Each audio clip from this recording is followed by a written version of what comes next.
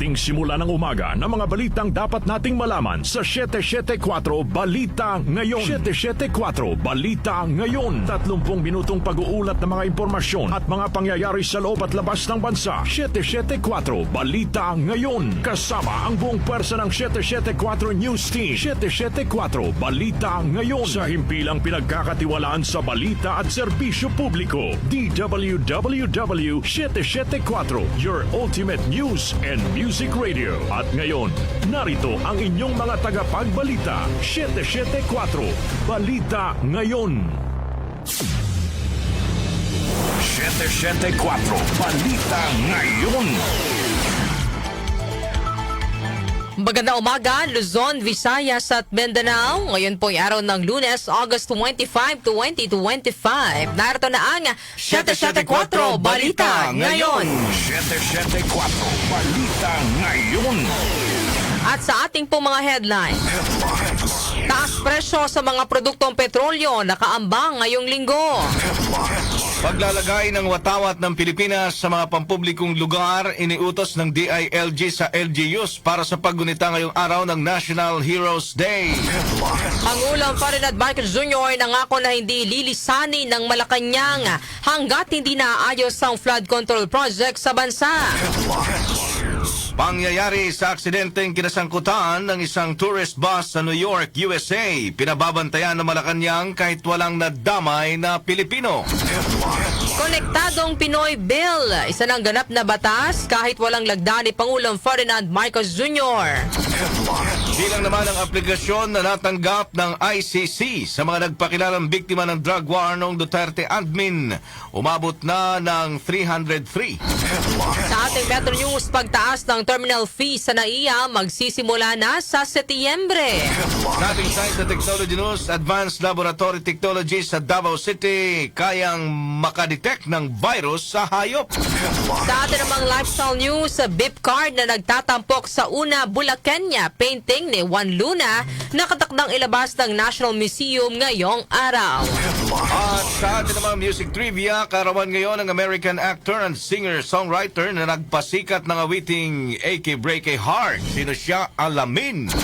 Sa atin namang balitang kakaiba, higit sa 500 wine glasses na ibalanse ng isang lalaki sa Cyprus sa kanyang ulo.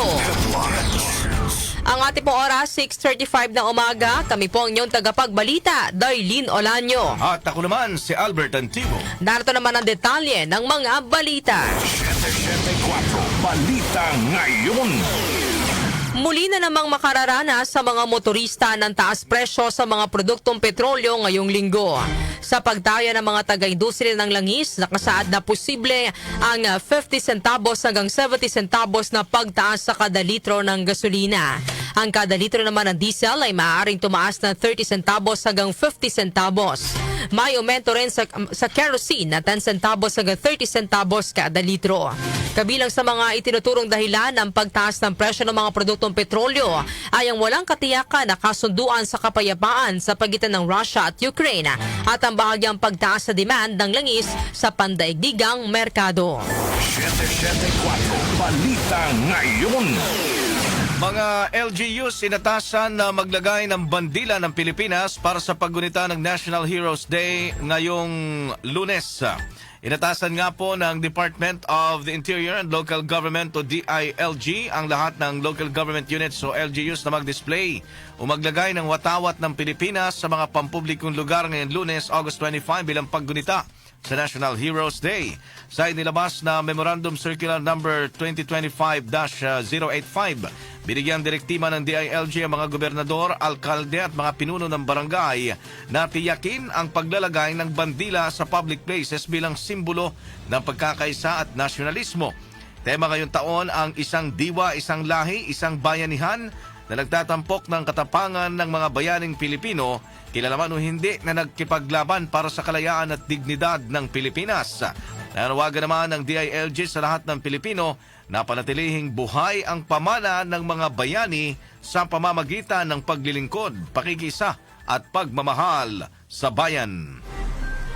Pangulong Ferdinand Marcos Jr. pangungunahan ang pagdiriwang ng National Heroes Day sa libingan ng mga bayani. Yan po ang report ni Chanel Salazar. Pangungunahan ni Pangulong Ferdinand Marcos Jr. ang komemorasyon ng National Heroes Day sa libingan ng mga bayani sa Taguig City. Ang tema ng pagdiriwang ngayong taon ay isang diwa, isang lahi, isang bayanihan. Ginugunita ang National Heroes Day tuwing huling Lunes ng Agosto para alalahanin ang sakripisyo ng mga nagtaguyod ng kalayaan at demokrasya ng Pilipinas. Ang Pangulo ang karaniwang nangunguna sa mga seremonya tulad ng pag-aalay ng bulaklak sa libingan ng mga bayani kung saan nakahimlay ang maraming bayani at sundalo ng bansa. Bukod kay Pangulong Marcos, dadalo rin sina Defense Secretary Gilberto Chodoro at AFP Chief General Romeo Browner Jr.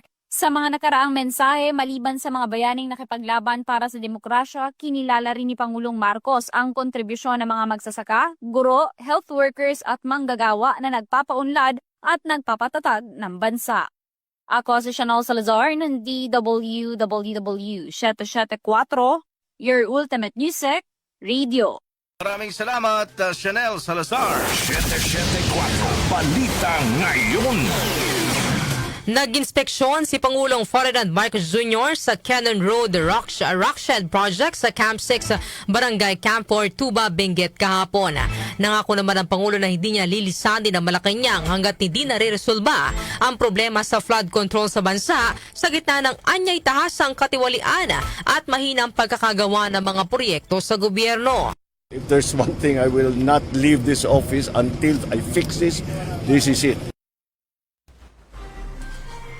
Kasama ng Pangulo sa aktibidad sina Baguio City Mayor Benjamin Magalong at Tuba Mayor Clarita Salongan na personal na sinuri ang 152-meter structure na layong maprotektahan ang mga motorista sa pagguho ng lupa.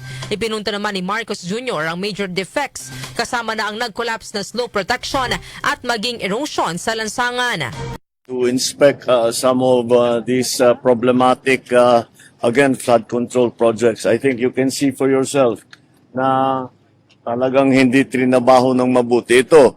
Dahil yung ginawang slope protection supposedly dito ay bumigay kagad. Sinama, pati yung slope protection na dapat na nandyan na hindi ginawa ay gumuho lahat ito, bumagsak dito, mabigat, nasira yung kalsada. Ngayon, nakita ngayon namin yung erosion sa ilalim ng kalsada, which is the most important part, ay wala na-erode na dahil yung ginawa nilang protection wall ay ubod ng hina, ubod ng liit. Dahil dito, taas na sinabi ng Pangulo na walang epekto ang ginastos na 260 million pesos sa proyekto na mangangalaga sana sa naturang area. Sinabi rin ni Marcos na kung isasaayos pa ang infrastruktura ay mas magagastusan ang pamahalaan.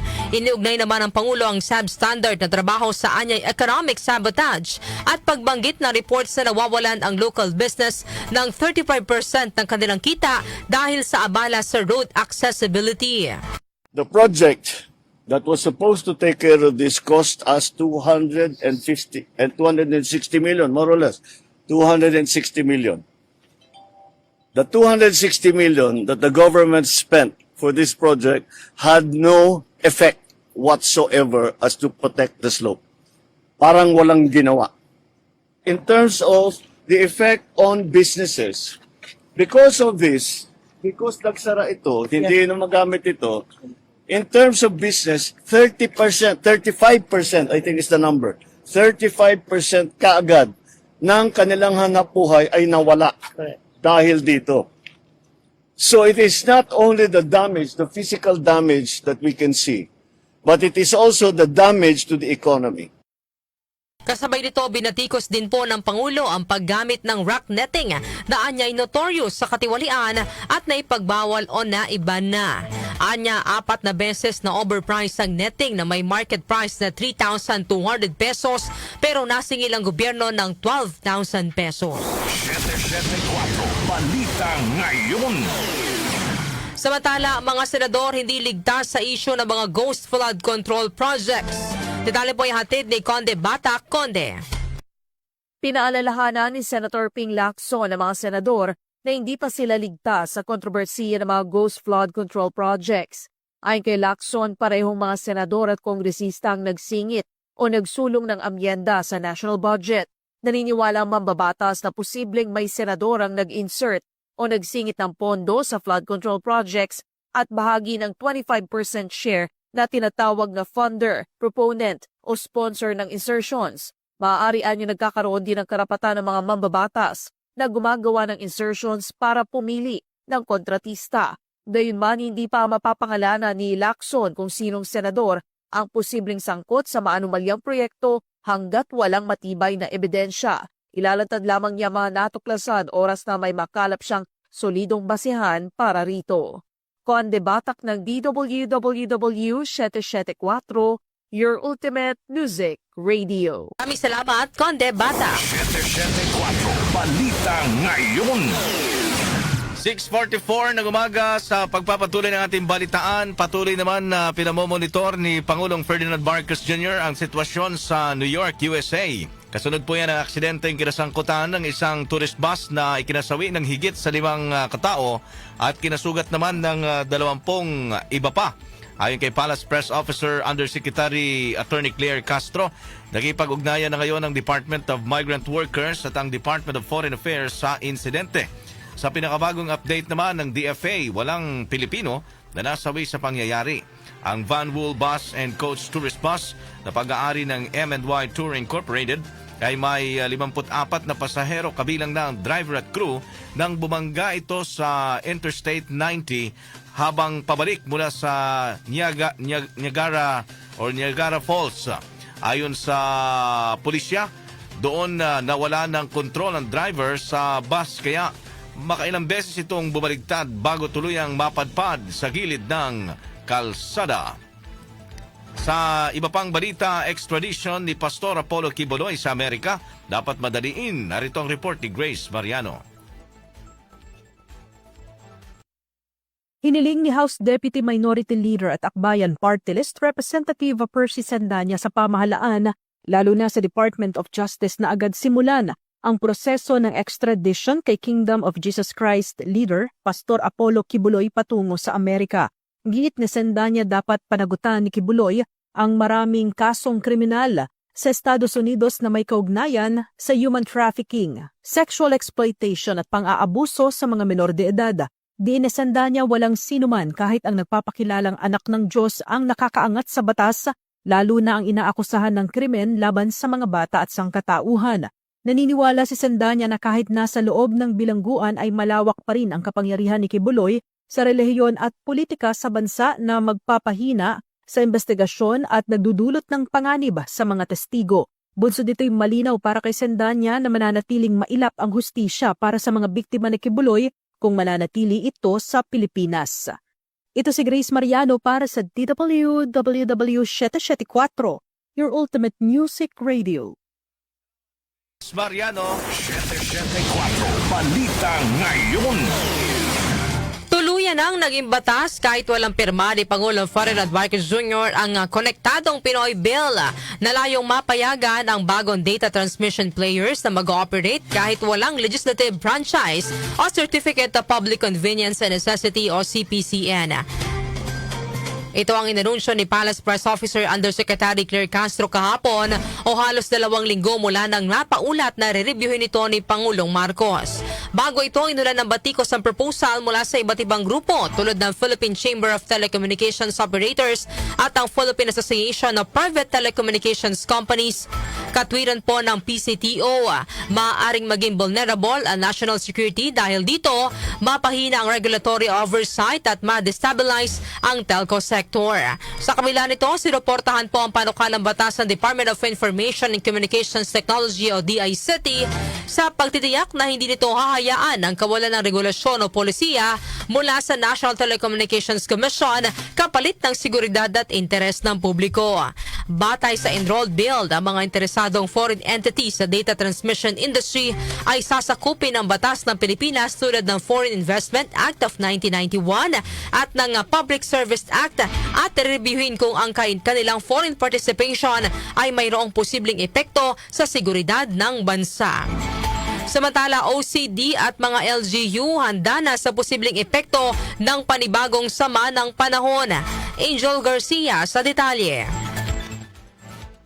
Pinaigting ng Office of Civil Defense ang koordinasyon nito sa Department of Interior and Local Government at mga lokal na pamahalaan para paghandaan ang patuloy na epekto ng habagat at banta ng panibagong sama ng panahon.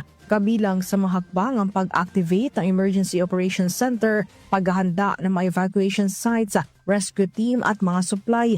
Inaatasan din ng mga LGUs na magsagawa ng preemptive evacuation sa mga lugar na binabantayan ng DENR-MGB na lantad sa baha at landslide. Mahigpit din ang hikipag-ugnayan ng OCD sa pag-asa para agad na maipagkalat ang mga babala at forecast. Kasunod dyan muling nanawagan ng OCD sa publiko na maghanda ng emergency go bag, alamin ang pinakamalapit na evacuation center at agad na lumikas lalo na sa mga nakatira sa baybayin at mga mabababang lugar. Angel Garcia ng DWWW 774, your ultimate music radio. Maraming salamat, Angel Garcia. 774 Balita Ngayon.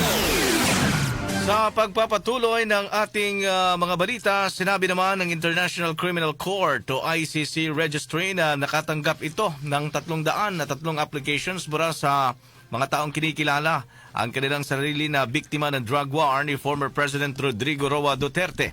Sa 14 na pahinang dokumento na naipost noong August 20 sa website ng ICC, nakasaad na mas limitado ang figurang ito kumpara sa bilang ng war on drugs victims na gustong makibahagi sa kaso ng crimes against humanity ng dating Pangulo.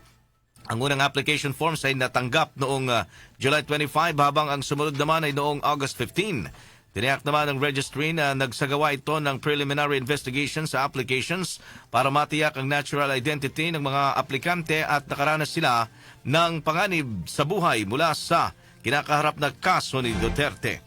Sa kabilang dako naman, inaasahan ng defense team ni Duterte na aabot ng halos 5 oras ang argumento nila sa kaso sa gagawing pagdinig ng confirmation of charges sa ICC pagsapit ng Setyembre. Sa 3 pahinang dokumento na isinumite sa Pre-Trial Chamber 1 at may petsang August 22, sinabi ni Nicholas Kaufman, abogado ni Duterte, na inilista nila ang kanilang obserbasyon kung paano niya inaasahang gugulong ang defense presentation. Aniya, tig 3 minuto ang itatagal ng opening at closing statements ng kanilang kampo. Muli ring igigiit ng depensa na walang anumang nagawang criminal offense si Duterte na nagsilbi lamang ng tapat at may karangalan sa kanyang lungsod at bansa sa maraming taon. Bureau of Customs nakasabat naman ng milyon-milyong pisong halaga ng smuggled na sigarilyo. Yan po ang ibabalita sa atin ni Gina Mape. Gina. Naharang ng Bureau of Customs ang tinatayang 150 master cases ng iba't ibang uri ng sigarilyo na nagkakahalaga ng 5,932,790 pesos sa isang joint operation sa Makinala, North Cotabato. Nakatanggap ng impormasyon ng Bureau hindi sa isang van na may kargang kontrabando sa nabanggit na lugar na bahagyang nakabukas kung saan nakita ng mga otoridad ang mga puslitas sigarilyo. Ang truck at operators nito ay kagyat na dinala sa General Santos City kung saan isinailalim sa investigasyon. Inilipat na sa pangangalaga ng BOC General Santos City sa pamamagitan ng Enforcement and Security Service ang nakumpiskang kontrabando habang pinipigil na ng mga otoridad ang 2 individual na nagdadala ng behikulo upang kasuhan. Katuwang ng BOC sa nasabing operasyon ng Philippine National Police, Philippine Coast Guard at iba pang enforcement units.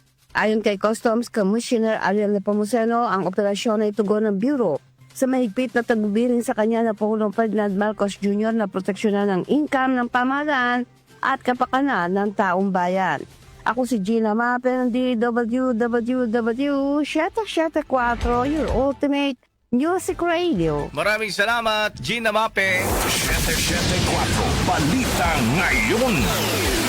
Ang ating pong oras, 8 minuto bago mag-alas 7 ng umaga. Kami pa rin po ang inyong tagapagbalita, Darlene Olanyo. At ako naman si Albert Antivo.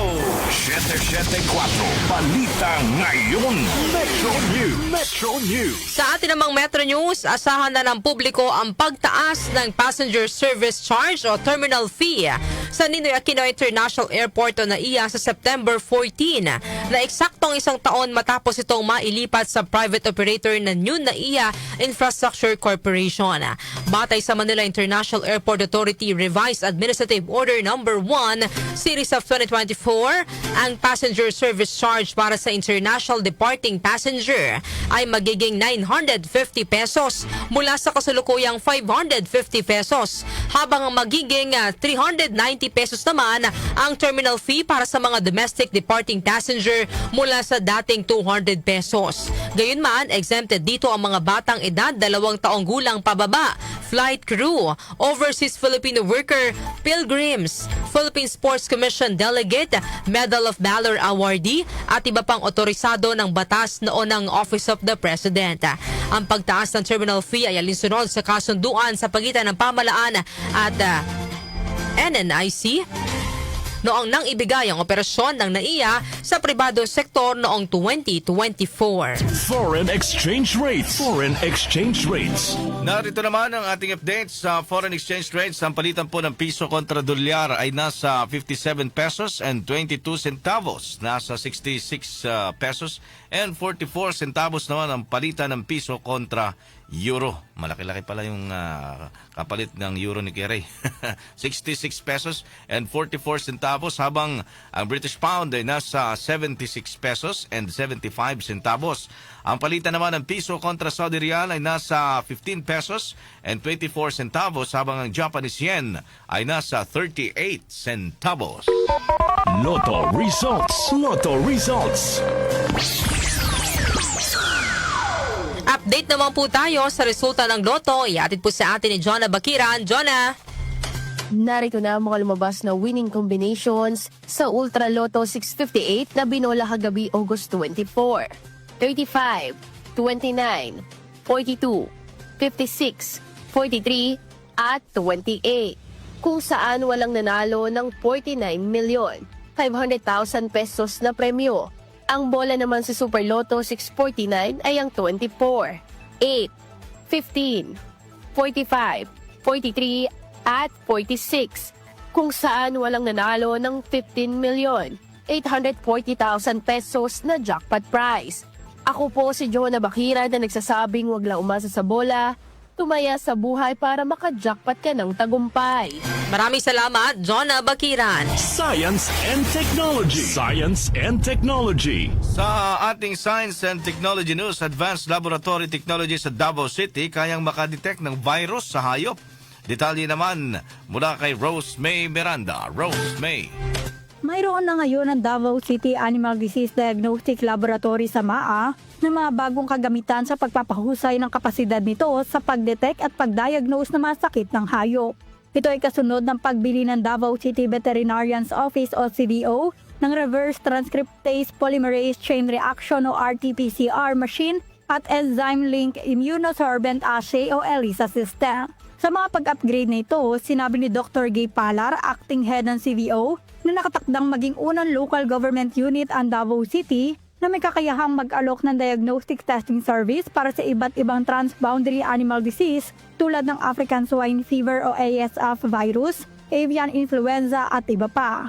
Ang RT-PCR machine, isang automated extraction system, ay nagbibigay daan sa CVO na i-amplify at suriin ang maliliit na deoxyribonucleic acid o DNA o ribonucleic acid o RNA segments na makatutulong sa pagtuklas ng mga pathogen gaya ng ASF virus. Samantala, magagamit naman ng ELISA equipment sa pagtukoy at pagsukat ng mga partikular na antibodies o antigens na makatutulong sa pagdiagnose ng bacterial, viral at fungal infection. Plano ng CVO na ilipat ang laboratory facility nito sa kanilang compound sa Malagos upang ma-accommodate ang espasyong kailangan para sa mga bagong kagamitan na ito at sa sandaling makalipat na sila ay sisimulan na nitong tumanggap ng mga sample mula sa ibang probinsya at munisipalidad para sa animal disease testing. Inihayag pa ni CVO Acting Head Palar na isinasaalang-alang nila ang pagpapataw ng minimal fee para sa testing, bagamat mangangailangan pa ito ng karagdagan talakayan sa Treasurer's Office ng Davao City at ang pag-aproba ng sangguniang panlungsod.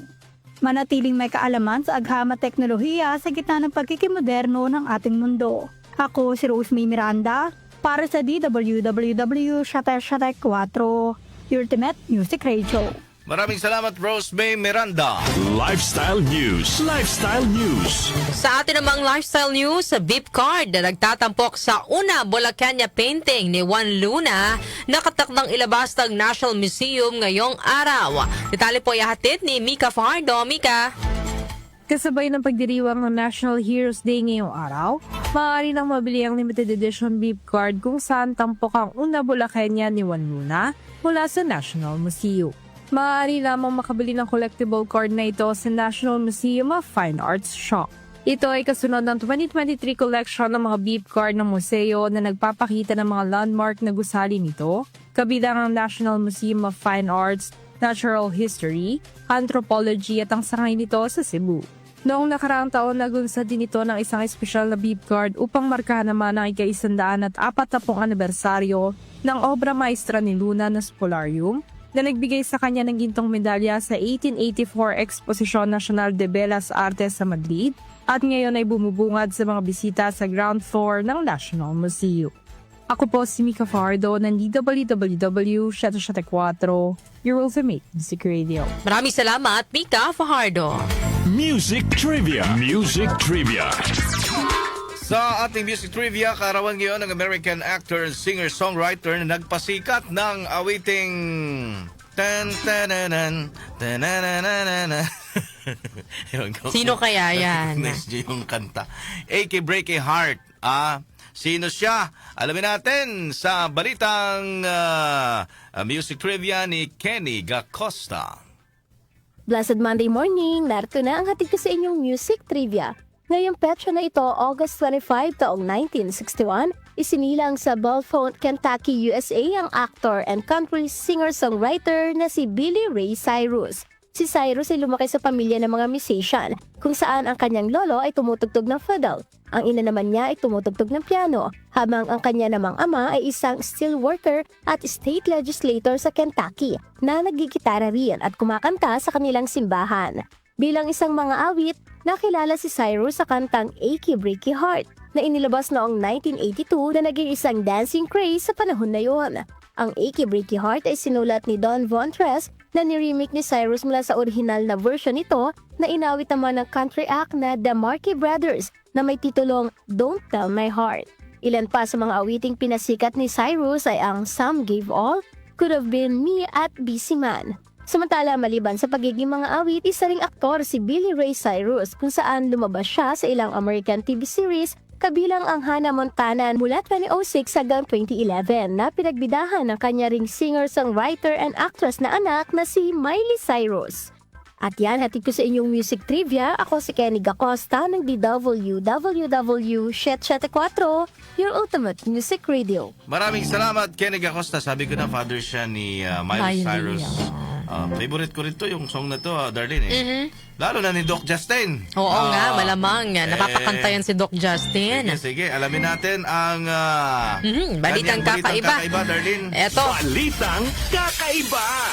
Higit sa 500 wine glasses na ibalanse ng isang lalaki sa kanyang ulo. Balitang kakaiba ihatid po sa atin ni Doc Justin. Magandang umaga, Doc Justin. Good morning sa inyo lahat. Paborito ko talaga yun. Tama ba si Albert? Napainda ka kanina. You can tell the world you never was my girl. You can burn my clothes if I'm gone. Wow. Or you can tell your friends just what a fool I've been and laugh and joke about me on the phone. You can tell my arms back to the farm. Magtula ka na lang. Magtula ka na lang. Doc Justin, parang wala ka sa tono Okay, sige, pero gusto ko yung chorus talaga. Wag na. Yung chorus talaga daw siya. Pagbigyan natin si Doc Justin, ano ba yung chorus? But don't tell my heart, my achy breaky heart, I just don't think he'd understand. And if you tell my heart, my achy breaky heart, he might blow up and kill this man. Oh! Wala ka talaga. Magagalit si birthday boy sa'yo, Larry Damian. Batiin mo muna si Kuya Oro. Happy birthday, Larry Damian. Anong wish mo kay Tito Larry? Well, wish ko. Actually, yung wish ko, hindi para kay Larry. Para kanino? Wish ko sa sarili ko na maging katulad ni Larry, Yun, na no. sa edad niya, wala pang sumasakit na arthritis. Yes. Oh, sige, alamin muna natin yung balitang kakaiba. Saan ba yun? Ito. Sa Cyprus, kabuoang 511 na wine glasses ang naibalanse ng isang... ito na, tingnan mo, senior citizen na, Darlene, pero kaya pang mabalanse ng 511 na wine glasses sa Yun. kanyang ulo. Nagawa ito ng 64-year-old na si Aristotelis Valauretes.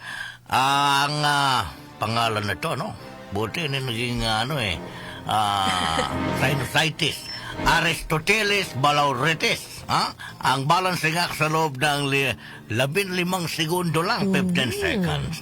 Alam ba ninyo na hindi lang kakabilib itong si Valauretes dahil isa rin siyang professional dancer. Hindi naman ito ang unang beses na ginawa niya ang wine glass balancing act dahil nag-try na siya noong 2023 na may binalansi siyang 319 glasses pero lahat ng ito'y nabasag. Sa kanyang pagsubok muli, maayos na niyang nabuhat ang wine glasses at naibalik ang mga ito sa dating pwesto nang hindi nababasag. Inamin naman ni Valauretes na kumasa siya sa challenge upang ipakita ang kanyang abilidad at passion sa kanyang ginagawa at dahil sa dedikasyon at training ay kanya itong napagtagumpayan. Oo, di ba nung una, siya, Doc Justin, nabigo. Bigo. Pero ito, mas marami pa yung wine glass na kanyang nabalanse. 511. Try until you succeed. Yes. May mga bagay na nabibigo tayo sa umpisa, pero sige lang, try lang ng try. Kasi ako naman, Darlene, pero kahit lambis mo ng trinay, kung di talaga para sa'yo, Correct. Mawala din. wala talaga. Nga pala, i-correct ko lang ito si Albert kanina, mali at ang pag-pronounce niya ng Niagara Falls. Oo. Sorry na. Okay. Gagalit mo si Doc Justin Pag-pronounce ko hindi, ko ng spelling. na curious. Tama. Tama ka doon. Na-confuse. Na-confuse ka. Tingnan mo, nabaliktad. Pagka duty talaga sa gabi at walang tulog. Puyat pa, pasensya na po. Oo, hindi. Nakikilos ako kung spelling niya. Tama. Parang, ayun, okay naman. So, yan. Happy birthday, Kuya Larry Damian! Maraming salamat, Doc Justin, sa ating balitang kakaiba. At yan po ang mga may init na balita ngayong araw po ng Lunes, August 25, 2025. Kami po ang inyong tagapagbalita, Darlene Olanyo. Ako naman, si Albert Antivo. Napasa inyo ang 774 Balita Ngayon. 774 Balita Ngayon.